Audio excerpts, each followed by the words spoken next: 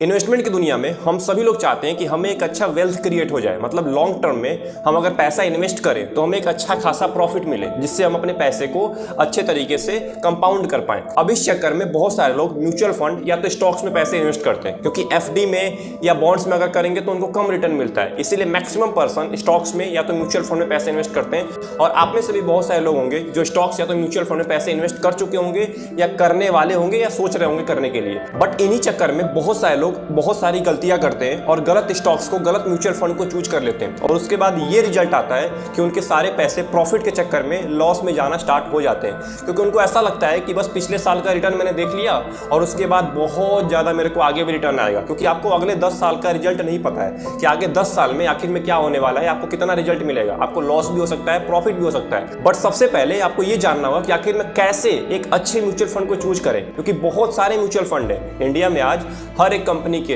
हर एक बैंक्स के अलग अलग म्यूचुअल फंड है और अलग अलग सेक्टर्स हैं। आखिर में कैसे और कौन से म्यूचुअल फंड को, किसके अंदर क्या क्या क्वालिटीज हैं, उस म्यूचुअल फंड को हम चूज करें कि लॉन्ग टर्म में हमें लॉस का सामना ना करना पड़े। तो आज इस वीडियो में मैं आपको बताने वाला हूं कि आखिर में कैसे आप एक अच्छे म्यूचुअल फंड को चूज कर सकते हैं और उसके बाद अपने पैसे को आप उसके अंदर इन्वेस्ट कर सकते हैं। तो अगर आप इस चैनल पे पहली बार आए तो चैनल को सब्सक्राइब कर लीजिएगा एंड इस वीडियो को लाइक करना बिल्कुल ना भूलिएगा। फिर देर किस बात की, वीडियो को स्टार्ट करते हैं। इस वीडियो के अंदर मैं आपको 10 पॉइंट बताने वाला हूं। तो सबसे पहले बढ़ते हैं पहले पॉइंट की तरफ। पहला पॉइंट है डिफाइन योर फाइनेंशियल गोल। हम में से बहुत सारे लोग होते हैं जो अपना फाइनेंशियल गोल सेट बिल्कुल भी नहीं करते हैं। हमें ये पता ही नहीं होता है कि हमें किसके लिए पैसे इन्वेस्ट करना है। हम पैसे तो इन्वेस्ट करना स्टार्ट कर देते हैं, 2 साल करेंगे, 3 साल करेंगे, 5 साल करेंगे। उसके बाद हम खुद ही हार मानना स्टार्ट कर देते हैं। आखिर में मैं किसके लिए पैसे इन्वेस्ट कर रहा हूँ। आपको ये पता होना चाहिए कि मेरे को रिटायरमेंट के लिए पैसे इन्वेस्ट करने। आपको ये भी पता होना चाहिए कि मेरे को किसी चीज़ के लिए, मतलब किसी रीजन के लिए। मान के चलिए बहुत सारे लोग होते हैं जो कार लेना पसंद करते हैं, घर लेना पसंद करते हैं, उनके लिए भी SIP करते हैं वो म्यूचुअल फंड के अंदर। तो आपको ये सोचना पड़ेगा कि आखिर में मेरा फाइनेंशियल गोल क्या है, किस गोल के लिए मैं पैसे इन्वेस्ट कर रहा हूं। दूसरा पॉइंट है रिस्क। आपको यहाँ पे अपने रिस्क को समझना होगा, क्योंकि बहुत सारे लोग होते हैं जो कम से स्टार्ट करना चाहते हैं, मतलब मिनिमम अमाउंट से स्टार्ट करते हैं। बहुत सारे लोग होते हैं जो ज़्यादा अमाउंट से म्यूचुअल फंड में इन्वेस्ट करना स्टार्ट करते हैं। बट आपको ये जानना पड़ेगा कि आखिर में मेरा रिस्क क्या है। अगर मैं इतने पैसे गंवा भी दूंगा तो मेरे को कोई प्रॉब्लम तो नहीं होगा ना। ये सारी चीज़ आपको पता होनी चाहिए। अगर आपको कम रिस्क लेना है तो आप बॉन्ड्स के अंदर जा सकते हैं, मनी मार्केट फंड्स के अंदर जा सकते हैं। बट वहीं पर अगर आपको ज़्यादा रिस्क लेना है, अगर आपको रिस्क लेना पसंद है, तो आप इक्विटी फंड में जा सकते हैं। इक्विटी फंड सबसे बेस्ट ऑप्शन होता है अगर आपको रिस्क ज़्यादा लेना है, क्योंकि वहाँ पर रिटर्न भी आपको ज़्यादा मिलता है। तीसरा पॉइंट है अलग अलग फंड के टाइप होते हैं, उसको आप रिसर्च करिए। मतलब कि मैं आपको डीप में समझाता हूं। अब बहुत सारे फंड होते हैं, जैसे डेट फंड होता है, हाइब्रिड फंड होता है, इक्विटी फंड होता है, ये सारे फंड होते हैं। और भी बहुत सारे सेक्टर्स के फंड होते हैं, जैसे एक होता है ELSS फंड, इसमें आप टैक्स बचा सकते हैं। तो ऐसे बहुत सारे फंड होते हैं जिसमें आप पैसे इन्वेस्ट करते हैं। बट सबसे पहले आपको ये देखना पड़ेगा कि आखिर में कौन से आपको फंड में पैसे इन्वेस्ट करना है। चौथा पॉइंट है एक्सपेंस रेशियो। अब एक्सपेंस रेशियो के बारे में बहुत लोगों को पता होगा जो म्यूचुअल फंड में ऑलरेडी इन्वेस्ट कर रहे हैं, बट जो इन्वेस्ट करने वाले हैं उनको ये पता नहीं होगा। अब देखिए मैं आपको समझाना चाहता हूं एक्सपेंस रेशियो होता क्या है। अब जैसे आप स्टॉक्स को मान लीजिए, आप एक पर्टिकुलर कंपनी के स्टॉक्स में पैसे इन्वेस्ट करते हैं, तो वहां पे आपको ब्रोकरेज फीस देना होता है। वैसे ही यहां पे आपको म्यूचुअल फंड के अंदर आप फंड में पैसे डालते हैं, मतलब कोई फंड हाउस होता है, उस फंड हाउस में फंड मैनेजर जो होता है ना आपका, वो आपके पैसे को इन्वेस्ट करता है। अब यहाँ पे क्या होता है ना, जो फंड मैनेजर होता है उसकी फीस होती है, क्योंकि यहाँ पे आपको मैनेज नहीं करना होता है। यहाँ पे एक फंड मैनेजर बैठा होता है जो आपके पैसे को मैनेज करता है। तो इसके वजह से वो कुछ ना कुछ फीस लेता है, जो कि 0.कुछ% होता है, हर फंड का होता है। और भी बहुत सारे चार्ज होते हैं, जैसे AMC की फीस होती है। अब इसको आपको देखना पड़ेगा कि आखिर में एक्सपेंस रेशियो ज्यादा तो नहीं है। अगर ज्यादा एक्सपेंस रेशियो है तो आप उस म्यूचुअल फंड को इग्नोर करिए।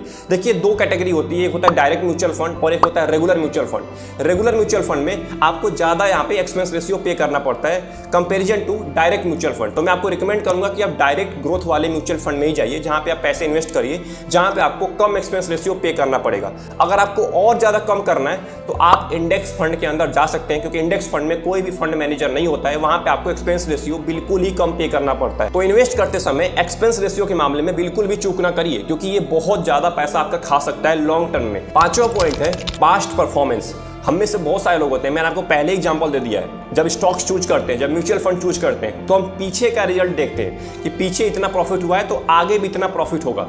ये आपके हाथ में नहीं है। आप स्टॉक मार्केट में कहीं भी पैसे इन्वेस्ट कर लीजिए, आपके हाथ में बिल्कुल नहीं है, आपको बिल्कुल भी पता नहीं है कि आगे आने वाले 2 साल में, 5 साल में, 10 साल में, 20 साल में क्या होने वाला है। पिछले साल में मान के चलिए किसी फंड ने आपको अच्छा खासा रिटर्न दिया है 15 से लेकर 16% का।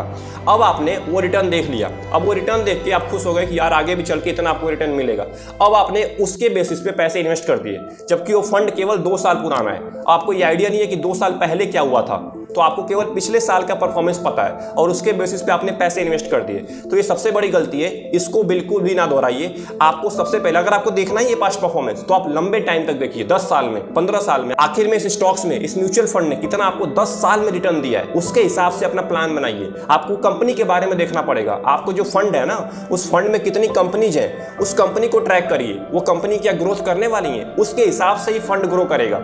अब बहुत सारे लोग होते हैं जो फंड को देखते हैं, फंड को आपको नहीं देखना है। फंड में जो कंपनीज हैं, जो 30, 35, 40, 50 कंपनीज हैं, उस कंपनीज को आप देखिए कि वो कंपनीज आगे चल के कितना ग्रो करने वाली है। क्या उस फंड ने अच्छे कंपनीज को लिया है कि नहीं लिया है, क्योंकि फंड कंपनी से ही चलता है। जो कंपनी के शेयर्स हैं, अलग अलग कंपनी के शेयर्स होते हैं, तो उसको आपको देखना पड़ेगा। आपको फंड को रिसर्च नहीं करना है, कंपनीज को करना है। 6 पॉइंट, आप सभी लोगों को पता है कि म्यूचुअल फंड में फंड मैनेजर होता है, तो आप फंड मैनेजर के ट्रैक रिकॉर्ड को जरूर चेक करिए। अब ट्रैक रिकॉर्ड क्या होता है इसको बताता हूं मैं। फंड मैनेजर कितना एक्सपीरियंस्ड है, कब से वो काम कर रहा है, इस फंड में वो कब तक आया था, उसका बैकग्राउंड कैसा है, ये सारी चीज आपको पता करनी पड़ेंगी, क्योंकि फंड मैनेजर की ही बदौलत आपका पैसा ग्रो करेगा।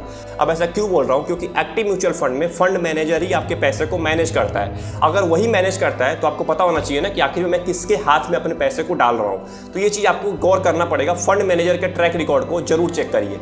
7वां पॉइंट है डाइवर्सिफिकेशन। आपको डाइवर्सिफाई करना बहुत ज़्यादा इंपॉर्टेंट यहाँ पे हो जाएगा। जब आप म्यूचुअल फंड चूज कर रहे हैं ना, तो आपको डाइवर्सिफाई करना पड़ेगा। आप डाइवर्सिफाई नहीं करेंगे तो आपका रिस्क और ज़्यादा बढ़ जाता है। आप भले ही इंडेक्स फंड में इन्वेस्ट कर लीजिए, जहाँ पे आपको कम रिस्क का सामना करना पड़ेगा, बट अगर आपने एक ही इंडेक्स फंड में सारे पैसे लगा दिए अपने, मान के चलिए आप 10,000 रुपये से इन्वेस्टमेंट करना चाहते हैं, अगर आपने 10,000 रुपये पूरे एक ही फंड में लगा दिया, उसके बाद आपने कहीं पैसे नहीं लगाए, तो अगर वो फंड डाउन होता है एक दिन, अगर स्टॉक मार्केट डाउन होता है, तो आपके सारे पैसे भी डाउन हो जाएंगे। ऐसे करके आप केवल 2 से 3 फंड बनाइए, 2 से 3 फंड, इससे ज़्यादा नहीं। क्योंकि बहुत सारे लोग होते हैं जो 10-10 फंड लेके बैठे हुए हैं, मतलब 10 फंड में उनके पैसे इन्वेस्ट हैं, भले उस फंड में सेम कंपनीज हो।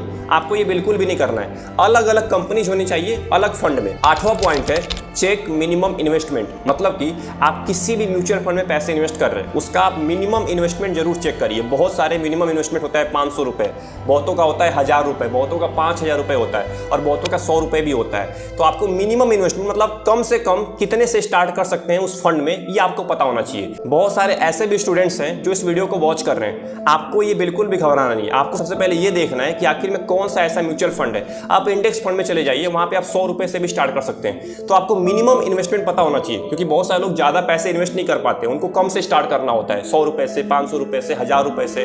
तो आपको पता करना पड़ेगा कि आखिर में किस फंड में 100 रुपए से स्टार्ट होता है। पॉइंट नंबर 9, जिस भी आप म्यूचुअल फंड में इन्वेस्ट कर रहे हैं उसके डॉक्यूमेंट्स को जरूर रीड करिए। अब मेरा कहने का ये मतलब है कि आपने बार बार देखा होगा एडवर्टाइजमेंट में बार बार बोला जाता है कि आप रिलेटेड डॉक्यूमेंट्स को जरूर रीड करिए, ये बार बार आपको बोला जाता है। उसके बाद भी बहुत सारे लोग होते हैं जो इसको इग्नोर करते हैं, और इग्नोर करने के बाद जब वो पैसे इन्वेस्ट करते हैं तो उसके कंडीशंस को समझ नहीं पाते हैं, और बाद में जाके उनको प्रॉब्लम का सामना करना पड़ता है। तो इन्वेस्टमेंट करने से पहले जिस भी आप म्यूचुअल फंड को चूज कर रहे हैं उसके डॉक्यूमेंट्स को जरूर पढ़िए, अच्छे तरीके से पढ़िए, तब पैसे लगाइए। एंड जो सबसे आखिरी पॉइंट है वो है 10वां पॉइंट, जो कि है टैक्स। आपको टैक्स के बारे में जरूर पता होना चाहिए, क्योंकि टैक्स एक बहुत ही इंपॉर्टेंट चीज है। क्योंकि आप अभी इन्वेस्टमेंट करना स्टार्ट करेंगे और आज से 10 साल के बाद जब आप पैसे निकालेंगे तो उसके ऊपर टैक्स अप्लाई होगा। तो कितना टैक्स लगता है ये पता होना चाहिए। मैं आपको बता देता हूं कितना टैक्स लगता है। आप मान के चलिए आपने 10 साल के लिए पैसे इन्वेस्ट किए। अब देखिए 2 तरह के टैक्स होते हैं, एक होता है short term capital gain tax और एक होता है long term capital gain tax. अब इसका मतलब क्या होता है मैं आपको समझाता हूं, एंड कितना आपको टैक्स पे करना पड़ता है ये भी बताता हूं मैं। अब देखिए short term capital gain tax, अगर आप किसी म्यूचुअल फंड में 1 साल से कम में पैसे निकाल लेते हैं तो आपके ऊपर short term capital gain tax apply होता है, जो कि होता है 15%। और अगर आप 1 साल से ज्यादा और आपका अगर प्रॉफिट, जो आपका प्रॉफिट है वो 1 लाख से ज्यादा है, तब जाके आपको long term capital gain tax पे करना पड़ता है, जो कि होता है केवल 10%। तो आई होप आपको टैक्स के बारे में पता चल गया होगा। म्यूचुअल फंड में क्या क्या चीज आपको देखनी होती है इन्वेस्टमेंट करने से पहले, किन किन चीजों पे आपको गौर करना होता है, ये आपको पता चल गया होगा। अगर आपको कोई भी डाउट है, अगर आपको वीडियो से रिलेटेड कुछ भी प्रॉब्लम है, तो आप कमेंट बॉक्स में जरूर टाइप करिए। जो भी डाउट होगा आपका वो मैं आपको जरूर बताऊंगा, उसका मैं सोल्यूशन जरूर दूंगा। तो अगर आपको वीडियो अच्छी लगी तो वीडियो को लाइक कर दीजिएगा, एंड चैनल को सब्सक्राइब करना बिल्कुल ना भूलिएगा, एंड एक प्यारा सा कमेंट कमेंट जरूर छोड़ दीजिएगा। तो मिलते हैं एक और इंटरेस्टिंग वीडियो में एक और इंटरेस्टिंग टॉपिक के साथ, तब तक के लिए best of luck, take care.